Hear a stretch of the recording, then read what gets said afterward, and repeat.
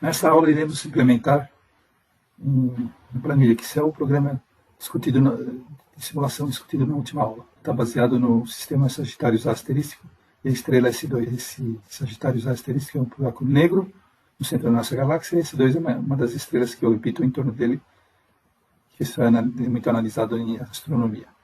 Temos valores tabelados de algumas características desse movimento, que serão usadas na simulação. Primeiramente, vamos considerar o seguinte, que a perturbação é pequena, então a órbita dessa estrela é elíptica, com parâmetros conhecidos da análise clássica, que são algumas expressões que eventualmente serão usadas ao longo do trabalho, que relaciona a excentricidade da elipse a metade do eixo maior, que seria a distância NO, a distância mínima ao foco, que seria a distância mais próxima do foco, A1 menos epsilon. E aqui que a gente vai usar com certeza é a terceira lei de Kepler, que corresponde ao período da órbita ser proporcional ao cubo do semi-eixo maior. Essa elipse é normalizada, então a gente vai fazer com que o semi-eixo maior valha 1 unidades de distância normalizadas, o d, e o período da elipse, o período da órbita, seja 2π ou t, onde o t é a unidade de tempo normalizado que será utilizada. Epsilon é o valor encontrado na literatura para esse movimento que estamos estudando. Na verdade, a referência Butter 2020 vai levar à seguinte tabela, que tem os valores que a gente precisa, na verdade. A distância mínima, a distância máxima, a velocidade máxima, o período da órbita e a excentricidade. Aqui com relação à elipse normalizada, esse A em verde aqui, e o T também em verde. O T em vermelho é o valor medido na prática, o V máximo também, R mínimo e R máximo em unidades astronômicas também. Então, com esses valores, a gente vai poder obter os parâmetros que precisam para simular, ou seja, basicamente o Gm e o H sobre C ao quadrado, e o ponto inicial e a velocidade máxima. Bom, primeiramente, saber quanto vale o D e o T. O D é unidade de distância normalizada e o T unidade de tempo normalizado. O período vale quanto? Na verdade, é dado em anos aqui na tabela, 16,05 anos é convertido para segundos. É só multiplicar pelo valor de segundos de um ano terrestre, na verdade. E dá esse valor aqui, 5 vezes 10 oitavas segundos. A unidade de distância é esse período dividido por 2π. Então, se eu pegar esse valor e dividir por 2π, a gente vai ter a unidade de tempo. O T, como sendo 8, alguma coisa, vezes 10 a sétima segundos. A unidade de distância é obtida pelo semi-eixo maior A, que vale quanto? É só pegar o R mínimo e o R máximo. O R mínimo é esse ponto aqui, o R máximo é o outro extremo. Se você somar os dois e dividir por 2, você vai ter metade do eixo maior. Então, soma dividir por 2, esse valor em unidades astronômicas é metade do eixo maior, o A. Só que aí a gente multiplica pelo valor da unidade astronômica em metros, para obter esse resultado final em A em metros também. Então dá 1,5 vezes 10 a 14 metros. Então a gente já tem o D e o T, que vai ser usado na simulação. Recompondo aqui esses valores, a gente vai começar a calcular agora aqui velocidade máxima em unidades normalizadas. A gente sabe que a velocidade máxima pela tabela é 0,025 c. Substitui o c pelo valor da tabela e obtém 7,5 vezes 10 a sexta metros por segundo, como sendo a velocidade máxima, ou seja, a velocidade da estrela nesse ponto aqui. Agora precisa converter esse valor para unidades de distância e tempo normalizadas. Esse valor aqui está em metros por segundo. Se eu multiplicar por o D sobre metros e segundos sobre o T, metros por segundo vai dar desse valor 7,5, vai cancelar com esses dois valores aqui, e sobra só o D sobre o T, que já é o resultado que a gente pretende.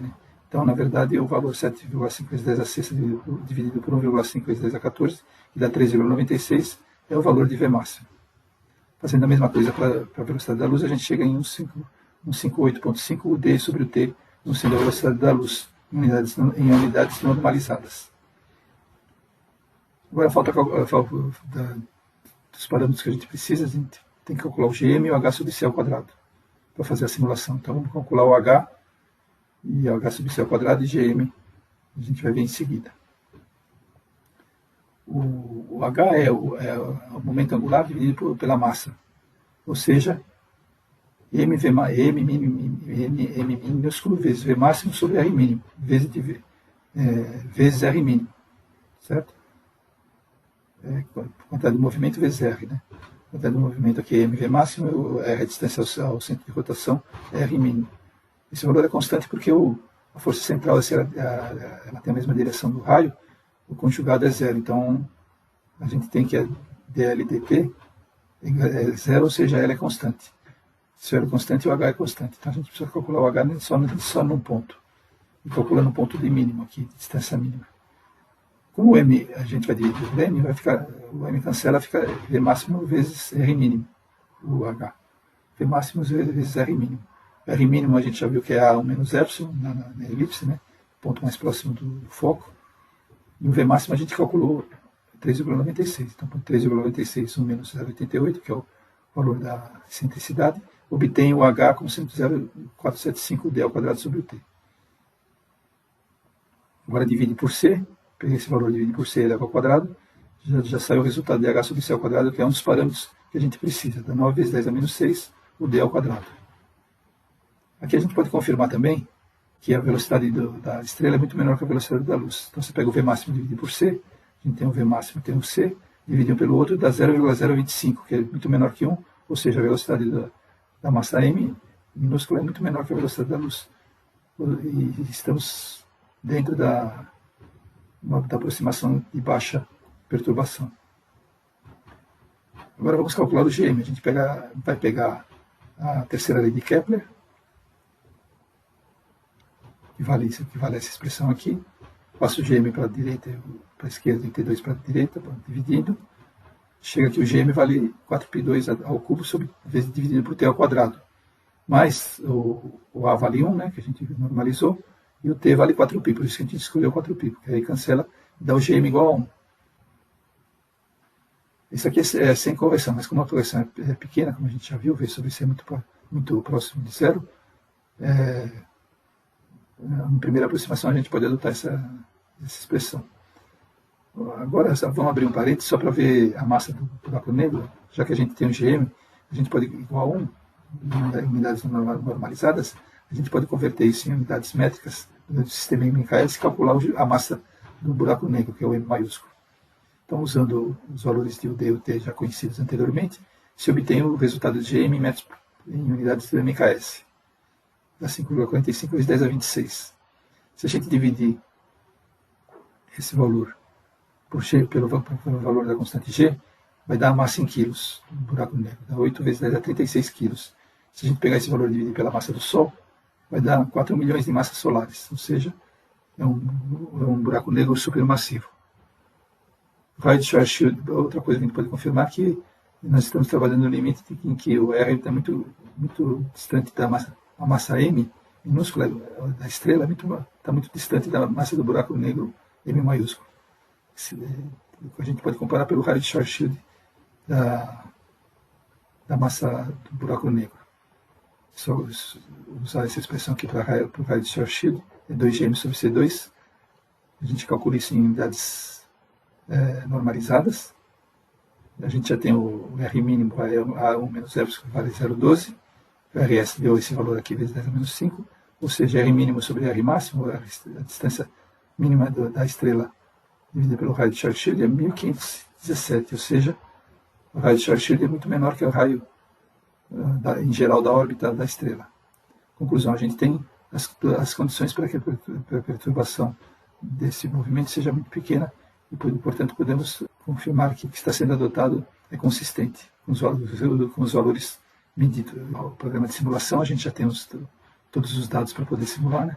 Tem um R mínimo, velocidade máxima, o GM pus aqui, GM igual a 1, e o H sobre C, que é o que entra na expressão da aceleração. Para cada instante de tempo, para cada volta do loop de programa, você calcula a aceleração, os dados do programa, que a gente acabou de ver, né? E da aceleração a gente calcula a velocidade, e da velocidade a gente calcula a posição. E guarda essa posição numa tabela, que vai resultar a órbita.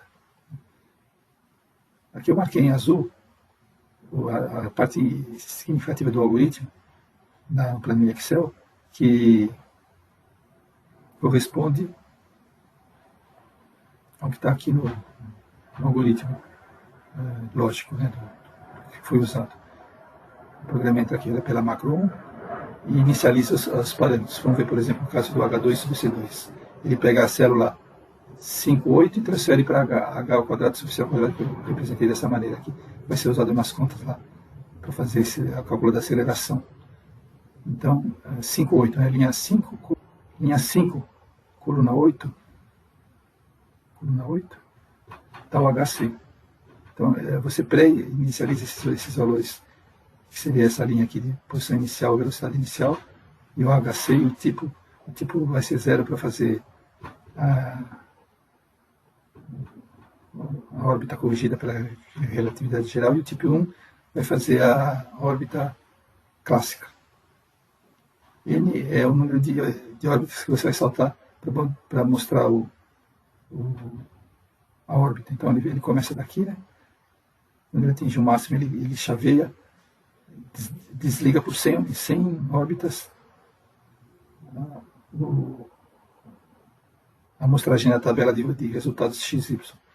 Quando ele ligar novamente, vai ser na centésima órbita. Aí ele pega a centésima órbita, que está dado por esse valor de 100 aqui, controlada pelo programa, e ele vai gerar essa segunda órbita. Desliga mais 100 órbitas desligadas, e 200, órbita 200, ele traça essa última aqui, e assim vai sucessivamente. Traçado as órbitas, a gente pode pegar pontos da primeira órbita, 5 pontos da primeira órbita e 5 pontos da segunda órbita, e transferir para a planilha GeoGebra. Então, 1, 2, 3, 4, 5, ABCDE, IJKL, GH. Traça a primeira órbita ABCDE, traça a centésima órbita IJK, GH, pega os eixos maiores e mede o ângulo entre elas. Deu 19,92 graus. A excentricidade a gente viu lá as formulinhas para elipse, né? Fn menos FO, Fn mais FO, com os valores medidos na planilha. Vai resultar a excentricidade 0,88. O A também obtido dessas medidas aqui deu A igual a 1, né, que foi normalizado.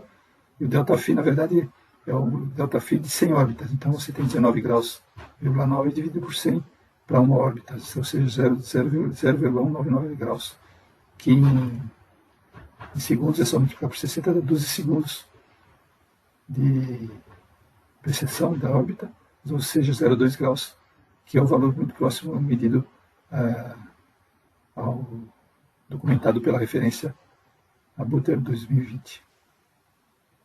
Então daí a gente completou o trabalho fazendo a etapa 2, ou seja, resultado pela relatividade geral. Einstein corrobora com os dados experimentais. Obrigado, até a próxima.